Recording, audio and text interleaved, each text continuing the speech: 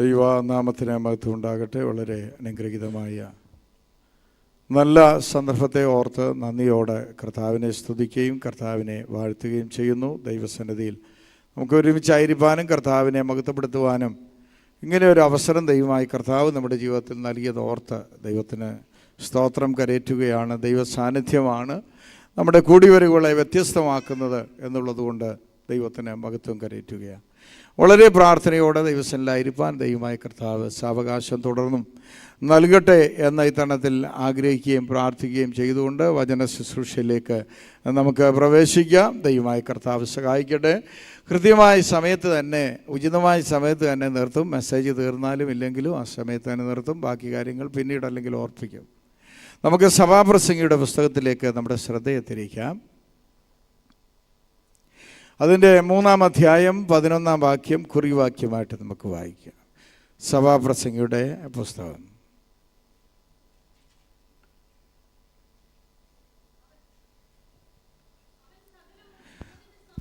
അവൻ സകലവും അതതിൻ്റെ സമയത്ത് ഭംഗിയായി ചെയ്ത് നിത്യതയും മനുഷ്യരുടെ ഹൃദയത്തിൽ വച്ചിരിക്കുന്നു. അടുത്തത്, എങ്കിലും ദൈവം ആദിയോടന്തം ചെയ്യുന്ന പ്രവൃത്തിയെ ഗ്രഹിക്കുവാൻ അവർക്ക് കഴിഞ്ഞില്ല. തലകളെ വണക്കി ദൈവത്തോടെ പ്രാർത്ഥിക്കുക. അൻപുള്ള ഞങ്ങളുടെ ദൈവമേ, സ്വർഗസ്ഥ പിതാവേ, അനുഗ്രഹീതമായ നല്ല പകൽവേളയ്ക്കായി അങ്ങേ സ്തുതിക്കുന്നു. തിരുസാന്നിധ്യമാണല്ലോ ഞങ്ങളുടെ കൂടിവരവിനെ വ്യത്യസ്തമാക്കുന്നത്. അങ്ങയുടെ മഹാസാന്നിധ്യം ഞങ്ങളുടെ നടുവിലുള്ളതിനായി ഞങ്ങൾ അങ്ങേ സ്തുതിക്കുന്നു. കർത്താവ്, ഇന്ന് പകൽക്കാലം ഇത്രത്തോളം ശുശ്രൂഷകളെ അവിടുന്ന് അനുഗ്രഹമാക്കിയതുകൊണ്ട് ഞങ്ങൾ അങ്ങേ സ്തുതിക്കുന്നു. തിരുമേനി തുടർന്നും ഞങ്ങളെ അവിടുന്ന് സഹായിക്കുകയും അനുഗ്രഹിക്കുകയും ചെയ്യണം എന്ന് ഞങ്ങൾ അങ്ങയോട് പ്രാർത്ഥിക്കുന്നേ. കർത്താവെ, വായിക്കപ്പെട്ടിരിക്കുന്ന ദൈവവചനത്തിനായിട്ട് സ്തോത്രം ചെയ്യുന്നു. ഈ ദൈവവചനത്തിലൂടെ അങ്ങ് ഞങ്ങളോട് സംസാരിക്കുന്ന പൽക്കാലമാക്കണം എന്ന് ഞങ്ങൾ തിരുമേനിയോട് ഞങ്ങൾ പ്രാർത്ഥിക്കുന്നേ. കർത്താവെ, തിരുകരങ്ങളിൽ ഞങ്ങളെ തന്നെ സമ്പൂർണ്ണമായി ഏൽപ്പിക്കുന്നു. വചന ശുശ്രൂഷയ്ക്ക് വിഘാതമായി നിൽക്കുന്ന എല്ലാ കെടുതികളെയും അവിടുന്ന് ദൂരീകരിക്കണമേ. മഹത്വത്തിനായി എങ്ങെല്ലാം ചെയ്യണമേ. യേശുവിൻ്റെ തന്നെയുള്ള നാമത്തിൽ അപേക്ഷിക്കുന്നു. ദയുണ്ടായി കേൾക്കണം സ്വർഗ്ഗ നല്ല പിതാവേ. കരം ഉയർത്തി ഒരിക്കൽ കൂടെ ശക്തിയോടെ കർത്താവിന് സ്തോത്രം ചെയ്താട്ട്. അനുഗ്രഹീതമായ ദൈവവചനത്തിനായിട്ട് സ്തോത്രം ചെയ്യുന്നു. ദൈവസന്നിധിയിൽ നമുക്ക് ഒരുമിച്ച് ദൈവവചനത്തിൻ്റെ മുൻപാകെ ആയിരിക്കാൻ ദൈവം നൽകിയ അവസരത്തെ ഓർത്ത് സ്തോത്രം ചെയ്യുകയാണ്. സഭാപ്രസംഗിയുടെ പുസ്തകം നമുക്കറിയാം. ഹല്ലേലൂയ. ശലോമോനാൽ, ജ്ഞാനിയിൽ ജ്ഞാനിയായ ശലോമോനാൽ രചിക്കപ്പെട്ട അനുഗ്രഹീതമായ ദൈവവചനമാണ്. ഇസ്രായേലിൻ്റെ ചരിത്രം പഠിക്കുമ്പോൾ ശലോമോനെ ഒഴിച്ചു നിർത്തി ഇസ്രായേലിനൊരു ചരിത്രം ചമയ്ക്കുവാൻ തക്കവണ്ണം കഴിയത്തില്ല. അത്ര കണ്ടും അത് ഇസ്രായേൽ ചരിത്രത്തിൽ അഭിവാജ്യ ഘടകമാണ് അത് ശലോമോൻ. ജ്ഞാനിയിൽ ജ്ഞാനിയായ ശലോമോൻ്റെ അത് ദൈവ പ്രേരിതമായിട്ടുള്ള അനുഗ്രഹീതമായ വാക്കുകളാണ് സഭാപ്രസംഗിയുടെ പുസ്തകത്തിൽ അടങ്ങിയിട്ടുള്ളത് എന്നതുകൊണ്ട് ഞാൻ ദൈവത്തിന് സ്തോത്രം ചെയ്യുകയാണ്. മായ എന്ന് പറഞ്ഞുകൊണ്ടാണ് ഈ പുസ്തകം ഇവിടെ ആരംഭിക്കുന്നത്. മായ എന്ന് പറഞ്ഞ മായ എന്ന പദം 37 പ്രാവശ്യം. ഇതിലെ കാതലായ വിഷയം എന്ന് പറയുന്നത് മായ. World is illusory. ലോകം മായയാണ്. ലോകം മിഥ്യയാണ്. ലോകത്തിൽ നിലനിൽക്കുന്നതൊന്നുമില്ല. ലോകത്തിൽ കാണുന്നതെല്ലാം മായയാണെന്ന് പ്രകീർത്തിക്കുന്ന ഒരു അനുഗ്രഹീത പുസ്തകമാണ് സഭാപ്രസംഗിയുടെ സഭാപ്രസംഗിയിലൂടെ അവിടെ നൽകിയിരിക്കുന്നത്. ഇതിന് എബ്രായ അതേ പേര് കൊടുത്തിരിക്കുന്നത് കൊഹല്ലാത്ത് എന്ന പദമാണ്. എന്ന് പറഞ്ഞാൽ അതിൽ സഭയിൽ പ്രഭാഷണം നടത്തുന്നവനാണെന്നാണ് ആ പദത്തിൻ്റെ അർത്ഥം. സഭയിൽ പ്രഭാഷണം നടത്തുന്നവൻ. ദൈവനാമത്തിന് മഹത്വമുണ്ടാകട്ടെ. ഗ്രീക്കിലേക്ക് വരുമ്പോൾ എക്ലിയാസ്റ്റിക് എന്ന പദം അതേ സഭാപ്രസംഗി, അതേ സഭയിൽ പ്രസംഗിക്കുന്നവൻ, അതെ സഭയെ ഉപദേശിക്കുന്നവൻ എന്നൊക്കെ ആ പദത്തിൻ്റെ അർത്ഥം ഗ്രീക്കിലേക്ക് വരുമ്പോൾ. ഇതിൻ്റെയും അർത്ഥം അങ്ങനെ ഈ പദത്തിൽ നിന്നുമാണ് സഭാപ്രസംഗി എന്ന പദം മലയാളത്തിലേക്ക് വരുവാൻ തക്കോണം ഇടയായിത്തീർന്നത്. സഭയിൽ പ്രസംഗിക്കുന്നവൻ എന്ന അർത്ഥത്തിലാണ് ഈ സഭാപ്രസംഗി എന്ന പേരിൽ നമുക്ക് ഈ അനുഗ്രഹീതമായ വേദവചനം നമുക്ക് ലഭ്യമായി തീരുവാൻ തക്കോണം ഇടയായിത്തീർന്നത്. തന്നിട്ടുള്ളത്. ദൈവനാമത്തിന് മഹത്വം ഉണ്ടാകട്ടെ. ഇതിനെ 3 ഭാഗമായി ഇന്ന് വായിച്ച വാക്യശേലത്തെ നമുക്ക് വേർതിരിക്കുവാൻ തക്കവണ്ണം കഴിയും. ഇതിലെ 12-ാം അധ്യായം ഈ പുസ്തകത്തിലെ കാതലായ അധ്യായമാണ്. അത് കീ ചാപ്റ്റർ എന്ന് പറയുവാൻ ഇതിൻ്റെ 12-ാം അധ്യായമാണ്. ദൈവനാമത്തിന് മഹത്വം. അവിടെയാണ് അത് ഈ പുസ്തകത്തെ 3 ഭാഗമായി വേർതിരിക്കുമ്പോൾ അത് നമുക്കത് മനസ്സിലാകും.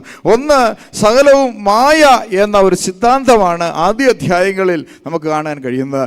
2, മായ സിദ്ധാന്തത്തിൻ്റെ തെളിവുകളെയാണ് 2-ാമത്തെ ഭാഗത്ത് ഇവിടെ രേഖപ്പെടുത്തിയിരിക്കുന്നതായിട്ട് നമുക്ക് മനസ്സിലാക്കുവാൻ തക്കവണ്ണം കഴിയുന്നത്. 3-ാമത്തെ ഭാഗത്തേക്ക് നമ്മൾ കടന്നു വരുമ്പോൾ, അല്ലെങ്കിൽ അവസാന ഭാഗത്തേക്ക് കടന്നു വരുമ്പോൾ, മായയെ അതിജീവിച്ച് എങ്ങനെ ക്രിസ്തുവിൽ ജയകരമായ ഒരു ക്രിസ്ത്യ ജീവിതം നയിക്കുവാൻ കഴിയും എന്നതാണ് അല്ലെങ്കിൽ അടുത്ത വിഷയമായിട്ട് നിൽക്കുന്നത്. 3 വിഷയം മറന്നു പോകരുത്. 1, മായ സിദ്ധാന്തം. 2, അതിൻ്റെ തെളിവുകൾ. 3, മായയെ അതിജീവിച്ച് അല്ലെങ്കിൽ നമുക്ക് നിത്യജീവൻ എങ്ങനെ ഒരുക്കപ്പെടുവാൻ കഴിയും, ക്രിസ്തുവിൽ അധിഷ്ഠിതമായ അനുഗ്രഹീതമായ ജീവിതം എങ്ങനെ കെട്ടിപ്പടുക്കുവാൻ കഴിയുമെന്ന് ഉപദേശിക്കുന്ന അനുഗ്രഹീതമായ ദൈവവചനമാണ് അല്ലെങ്കിൽ ഇതിനകത്ത് കാണുവാൻ തക്കവണ്ണം നമുക്ക് കഴിയുന്നത്. അങ്ങനെ അനുഗ്രഹീതമായ ദൈവവചനത്തെ ഓർത്ത് ഞാൻ ദൈവത്തെ സ്തുതിക്കുകയാണ്. വായിക്കപ്പെട്ട വാക്യശകലങ്ങളിലേക്ക് വേഗം നമുക്ക് ഓടി വരാം. പുസ്തക ചരിത്ര പശ്ചാത്തലങ്ങളിലേക്ക് ഇറങ്ങുവാൻ എൻ്റെ മുന്നിൽ സമയമില്ലാത്തത് കൊണ്ട് ആ ഭാഗത്തേക്ക് ഞാൻ ഇറങ്ങുന്നില്ല. വേഗം നമുക്ക് ആ വാക്യം ഒരിക്കൽ കൂടെ നമുക്ക് വായിക്കാം. അവൻ സകലവും അതതിന്റെ സമയത്ത് ഭംഗിയായി ചെയ്ത് നിത്യതയും മനുഷ്യരുടെ ഹൃദയത്തിൽ. ഇന്ന് പൽക്കാലത്ത് എൻ്റെ പ്രസംഗ വിഷയം എന്ന് പറയുന്നത് സകലവും അതതിന്റെ സമയത്ത് ചെയ്യുന്ന ദൈവം. ദൈവനാമത്തെ കരങ്ങൾ ഉയർത്തി ശക്തിയോടെ നമ്മുടെ കർത്താവിനെ സ്തുതിച്ചാണ്ട്, സകലവും അതതിൻ്റെ സമയത്ത് ചെയ്യുന്ന ദൈവം.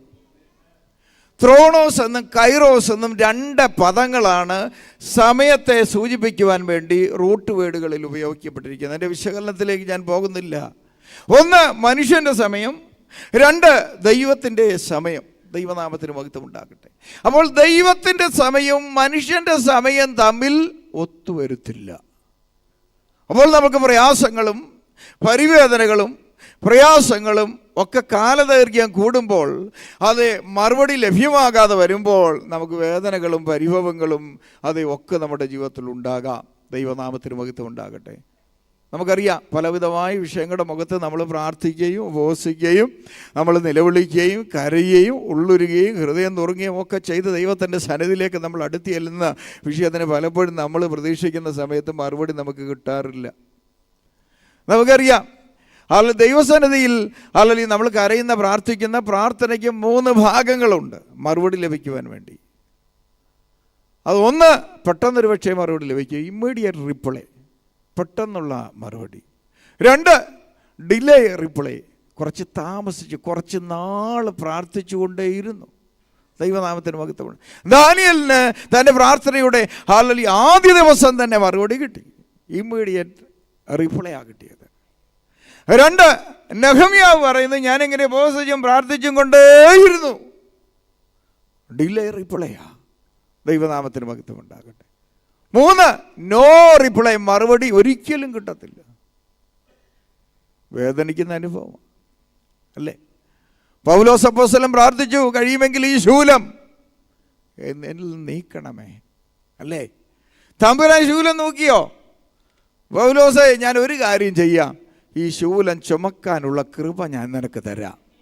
My grace is sufficient for you. എൻ്റെ കൃപ നിനക്ക് മതി. പല രോഗങ്ങൾക്കും നാം പ്രാർത്ഥിക്കുമ്പോൾ, പല വിഷയങ്ങൾക്കും നമ്മൾ പ്രാർത്ഥിക്കുമ്പോൾ, പല വേദനകൾ മാറുവാൻ നമ്മൾ പ്രാർത്ഥിക്കുമ്പോൾ, സർവശക്തന് മറുപടി ലഭിക്കാത്തതിൻ്റെ ഒരു കാര്യമുണ്ട്.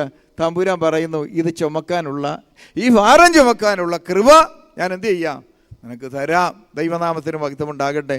നമുക്കറിയാം, വാളിന് തെറ്റി ഒഴിഞ്ഞ ജനം മരുഭൂമിയിൽ എന്ത് കണ്ടു? ദൈവ കൃപ കണ്ടതായിട്ട് ദൈവത്തിൻ്റെ വചനത്തിൽ നമ്മൾ വായിക്കുന്നുണ്ട്. പ്രിയമുള്ളവരെ, ഹല്ലേലൂയ, എന്നെ കേൾക്കുന്ന പ്രിയമുള്ളവരെ, ഒരു കാര്യം നമ്മൾ മനസ്സിലാക്കണം. ഹല്ലേലൂയ, എല്ലാം അതതിൻ്റെ സമയത്ത് ദൈവം ചെയ്യും. നമ്മൾ കുറേ മുന്നേ കയറി, ദൈവത്തെക്കാൾ മുൻപ് കയറി ഓടിയിട്ട് നമ്മൾ മാറി നിന്നുകൊണ്ട് പറയും, അത് ഇതുവരെ എനിക്ക് മറുപടി കിട്ടിയില്ല. അങ്ങനെയുള്ളവരോട് തമ്പുരാൻ, അങ്ങനെ കരയുന്നവരോട് തമ്പുരാൻ ഒരു ചോദ്യമുണ്ട്. ഹല്ലേലൂയ, ഒന്ന് പറയാനുണ്ട്. എൻ്റെ സമയം ആയിട്ടില്ല. നീ എത്ര കരഞ്ഞാലും, എത്ര പ്രയത്നിച്ചാലും, എത്ര അധ്വാനിച്ചാലും എല്ലാത്തിനും ഒരു സമയമുണ്ട്. ദൈവനാമത്തിന് മഹത്വം ഉണ്ടാകട്ടെ.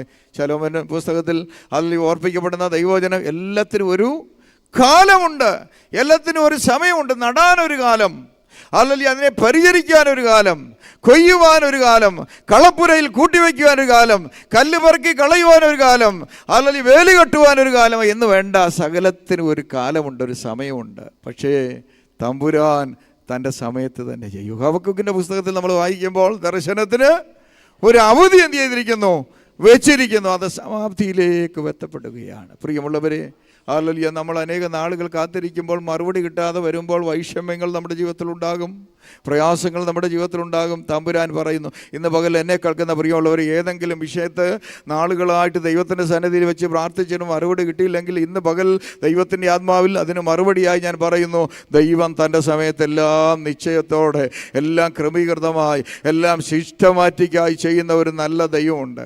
അനേകരും പറഞ്ഞിട്ടുണ്ട്, പാസ്റ്ററെ പണത്തിൻ്റെ കുറവല്ല. എനിക്ക് പലരെ അറിയാം, ഗൾഫിൽ നിന്നും അമേരിക്കയിൽ നിന്നും ഒക്കെ ഉള്ള പലരെയും എനിക്കറിയാം. പലരും പ്രാർത്ഥനാ വിഷയമായി പറയാറുണ്ട്, പണത്തിൻ്റെ കുറവല്ല, എൻ്റെ മകളെ കെട്ടിക്കാൻ ഞാൻ ബാങ്കിൽ ഇത്ര രൂപ ഞാൻ ഇട്ടിട്ടുണ്ട്. പക്ഷേ ഇതുവരെയും 31 വയസ്സായിട്ടും 35 വയസ്സായിട്ടും എൻ്റെ കൊച്ചിന് കല്യാണം അത് സ്യൂട്ടാവുന്നില്ല. പ്രിയമുള്ളവരെ, പണമല്ല, സാധ്യതകളല്ല, അസാധ്യതകളെങ്കിലും ദൈവം ഒരു സമയം വെച്ചിട്ടുണ്ട് കേട്ടോ. ദൈവം ഒരു സമയം വെച്ചിട്ടുണ്ട്. ഇന്ന് പകൽ അങ്ങനെ ആരെങ്കിലും എന്നെ കേൾക്കുന്നുണ്ടെങ്കിൽ, വീട് വെക്കേണ്ടതിന് പണമില്ലാഞ്ഞിട്ടല്ല, പക്ഷേ അത് നടക്കുന്നില്ല പാസ്റ്ററെ എന്ന് പറയുന്ന, പണി മുടങ്ങി കിടക്കുന്നുണ്ട്, എല്ലാത്തിനും ഒരു സമയം തമ്പുരാൻ വെച്ചിട്ടുണ്ട്. തലമുറ ഇല്ലാതെ നീ ഭാരപ്പെടേണ്ട, നിനക്കൊരു സമയം വെച്ചിട്ടുണ്ട്. നിനക്കൊരു തലമുറയെ നൽകുവാൻ ദൈവം ഒരു സമയം വെച്ചിട്ടുണ്ട് കേട്ടോ. അതുകൊണ്ട് ഭാരപ്പെട്ടു പോകരുത്. നിനക്ക് വീട് ചമയ്ക്കുവാൻ ഒരു സമയം തമ്പുരാൻ വെച്ചിട്ടുണ്ട്. നിനക്ക് വസ്തു വാങ്ങിക്കുവാൻ ഒരു സമയം തമ്പുരാൻ വെച്ചിട്ടുണ്ട്. നിന്റെ ജീവിതത്തിന് ഒരു സമയം ദൈവം വെച്ചിട്ടുണ്ട്. ഇന്ന് പൽക്കാലം ദൈവമേ, നിന്റെ സമയത്തെല്ലാം നിവർത്തിക്കണമേ, അങ്ങയുടെ പ്രവൃത്തി വെളിപ്പെടുത്തണമേ, ആണ്ടുകൾ കഴിയുന്നതിന് മുന്നമേൽ നിന്റെ പ്രവൃത്തിയെ സാധ്യമാക്കണമേ എന്ന് പറഞ്ഞ് എത്ര പേർക്ക് ദൈവത്തോട് പ്രാർത്ഥിക്കുവാൻ കഴിയും? എത്ര പേർക്ക് ദൈവത്തോട് നിലവിളിക്കുവാൻ കഴിയും? ആരാധിച്ച് വിടുതൽ ഏറ്റെടുക്കുന്ന ദൈവജനത്തിനായി ഞാൻ ദൈവത്തെ സ്തുതിക്കുന്നു. തടസ്സപ്പെട്ട കാര്യങ്ങളെല്ലാം ഈ ദിവസങ്ങളിൽ ദൈവം തൻ്റെ സമയത്ത് ചെയ്തു തീർക്കുവാൻ കഴിവുള്ള ഒരു ദൈവത്തെ സേവിക്കുവാനുള്ള ഭാഗ്യം ദൈവം നമുക്ക് നൽകിയതോർത്ത് ഇന്ന് പകൽ നന്ദിയോടെ ഞാൻ ദൈവത്തെ സ്തുതിക്കുകയാണ്. ദൈവനാമത്തിന് മഹത്വം ഉണ്ടാകട്ടെ. ഈ വാക്യത്തെ 3 ഭാഗമായിട്ട് നമുക്ക് വേർതിരിച്ച് നമുക്ക് പഠിക്കുവാൻ കഴിയും. 1, അതിൻ്റെ സമയത്തെല്ലാം നന്നായി ചെയ്യുന്ന ദൈവം. 2, നിത്യത അത് ഒരുക്കി വെച്ചിരിക്കുന്ന ദൈവം. 3, ദൈവപ്രവൃത്തി മനസ്സിലാക്കുവാൻ ഗ്രഹിക്കുവാൻ കഴിയാത്ത മനുഷ്യൻ. ഇങ്ങനെ 3 ഭാഗമായിട്ട് വായിക്കപ്പെട്ട വേദവചനത്തെ നമുക്ക് വിചിന്തനം ചെയ്ത് നമുക്ക് പഠിക്കുവാൻ തക്കവണ്ണം കഴിയും. 1, അതതിൻ്റെ സമയത്തെല്ലാം നന്നായി ചെയ്യുന്ന ദൈവം. 1 പത്രോസ് ലേഖനത്തിലേക്ക് നമുക്ക് വരാം. 1 പത്രോസ് ലേഖനം 5-ാം അധ്യായം 6-ാം വാക്യം വേഗം വായിച്ചാട്ടെ.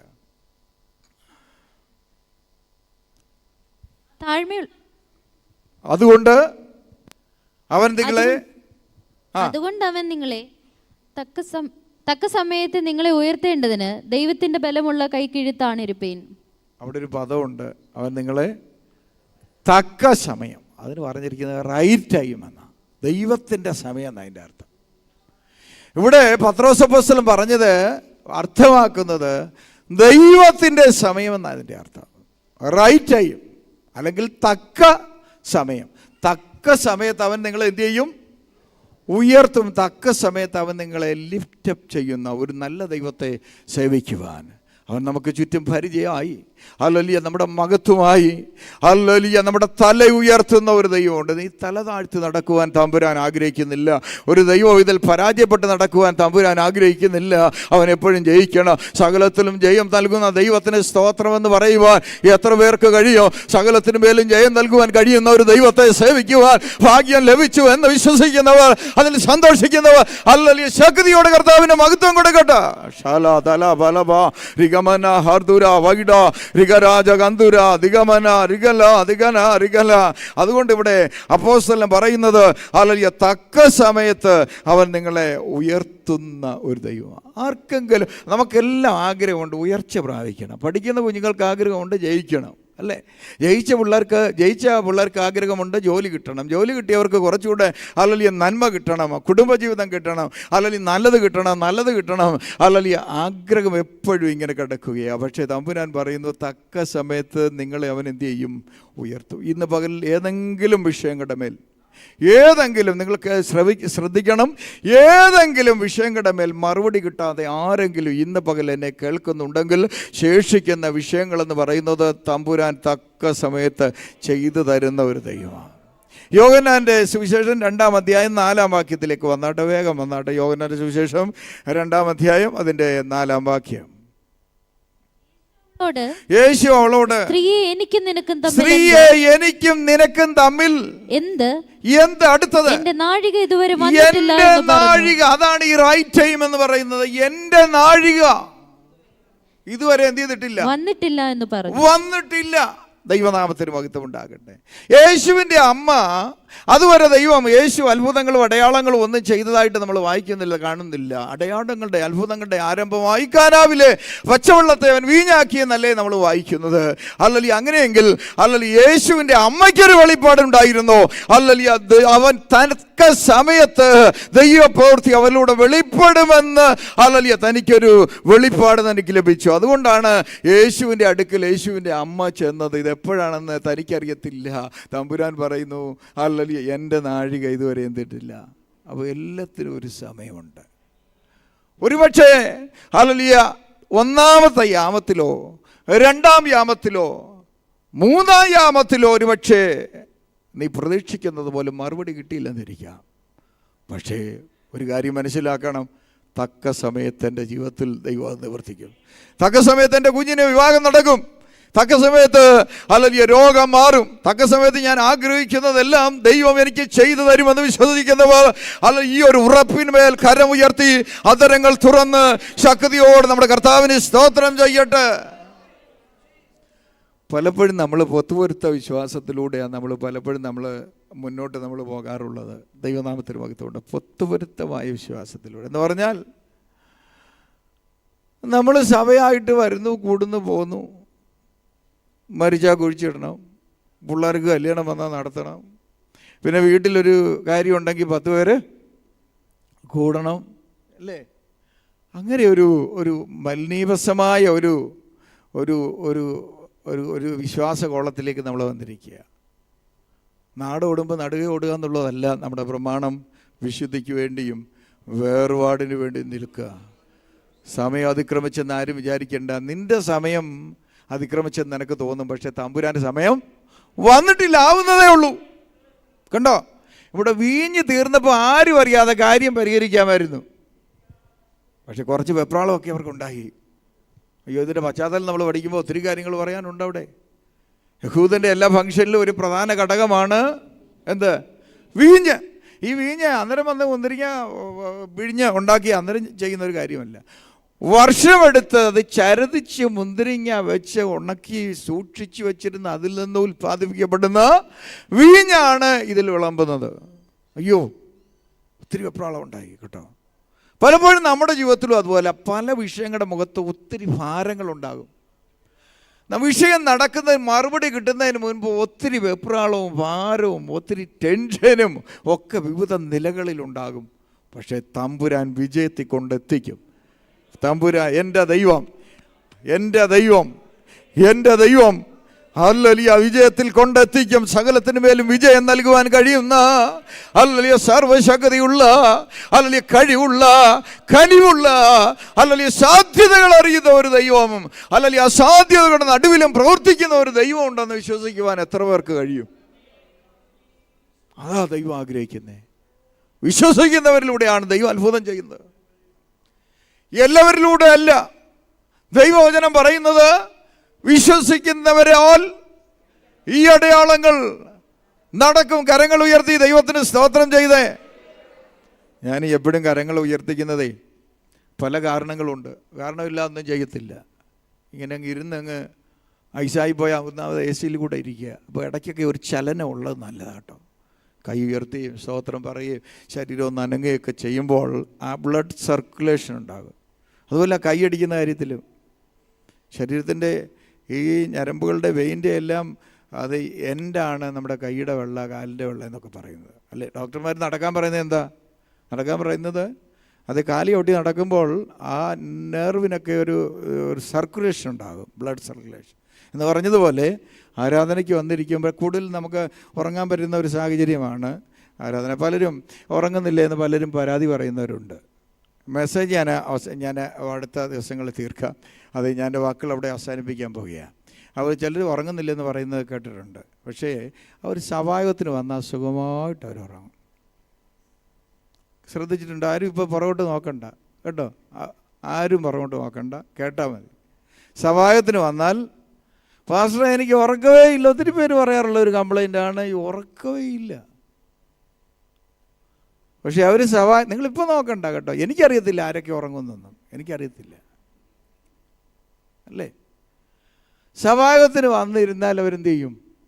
കൂട്ടായ്മയ്ക്ക് വന്നാൽ ചില സഭകൾ ഞാൻ കണ്ടിട്ടുണ്ട്. അങ്ങനെ ആരെങ്കിലും ഉണ്ട്, ഞാൻ പേര് പഠിച്ചു കഴിഞ്ഞാൽ നമുക്ക് കൈകാര്യം ചെയ്യാം.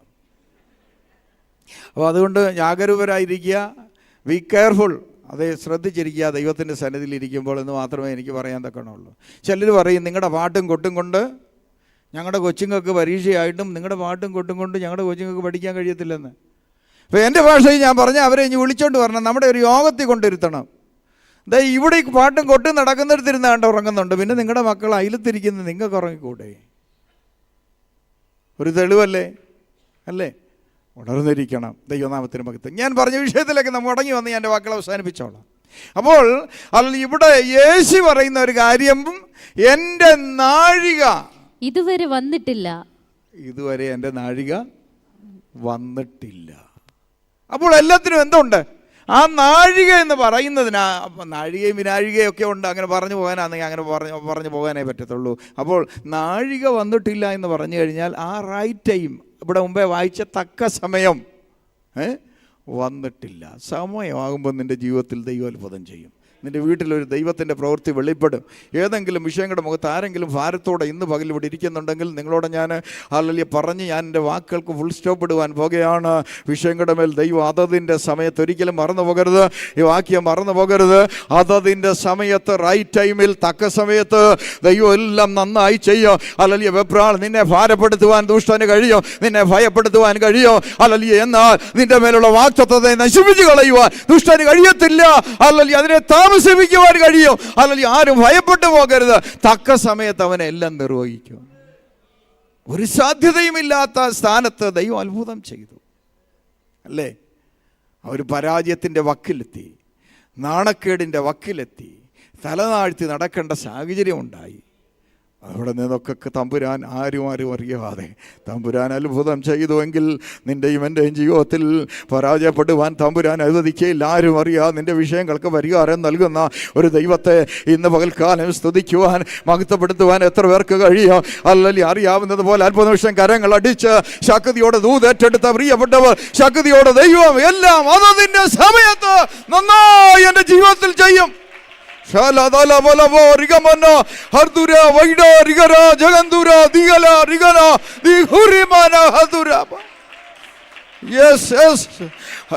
ഇന്ന് പകൽക്കാലം ശക്തിയോടെ ഇവിടെ ആരാധനയ്ക്ക് സ്വാതന്ത്ര്യമുള്ള ഇടമാണ്. ഇതാരാധിക്കുവാനുള്ള ഇടമാണ്. ശക്തിയോടെ ദൈവത്തിന് മഹത്വം കൊടുത്താൽ നിന്നെ പരാജയപ്പെടുത്തുവാൻ ദുഷ്ടന് കഴിയത്തില്ല. നിന്നെ ഭാരപ്പെടുത്തുവാൻ, നിന്നെ ഭീതിപ്പെടുത്തുവാൻ, നിന്നെ ടെൻഷൻ അടിപ്പിക്കുവാൻ ദുഷ്ടന് കഴിയോ? എന്നാൽ നിന്റെ മേലുള്ള വാഗ്ദത്തങ്ങളെ എടുത്തു കളയുവാൻ ദുഷ്ടന് കഴിയത്തില്ല. ദൈവമെല്ലാം അതതിൻ്റെ സമയത്ത് നന്നായി ചെയ്യും.